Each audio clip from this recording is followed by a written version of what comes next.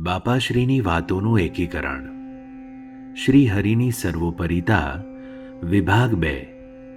બાપાશ્રીએ વાત કરી જે સત્સંગમાં મહારાજને સર્વોપરી જાણવા અને જણાવવા એ કામ બહુ જબરું છે.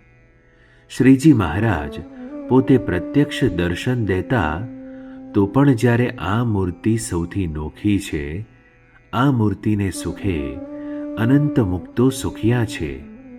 મોટા મોટા અક્ષરાદિક અવતારો ને તેમના મુક્તો આ મૂર્તિનું ધ્યાન કરે છે. એમ વાત થતી ત્યારે કેટલાક મૂંઝાતા અનાદિમુક્ત ગોપાળાનંદ સ્વામી જેવા મહાસમર્થ મુક્તને ખૂણિયા જ્ઞાનવાળા કહેતા, પણ એવા જીવને ખબર ન પડે કે આ ભગવાન કેવડા મોટા છે, એમના મુક્ત કેવા સમર્થ છે. જુઓને, નિષ્કુળાનંદ સ્વામીએ કહ્યું છે કે આ મૂર્તિ સૌથી નોખી અચરજકારી છે. કહું છું, ચોક્કસ વાત ચોખ્ખી અચરજકારી છે. એવી રીતે મોટા મુક્તોએ મહિમા કહ્યો છે. મહારાજને તથા મોટા મુક્તને જીવો ઉપર અપાર દયા છે. તેથી જેમ મહિમા સમજાય તેમ સમજાવે છે.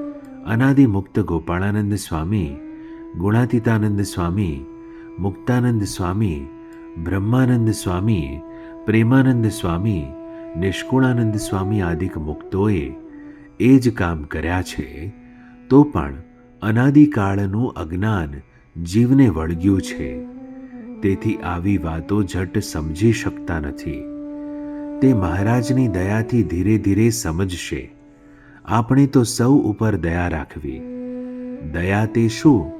તો મહારાજ સર્વોપરી છે એ વાત સમજાવવી.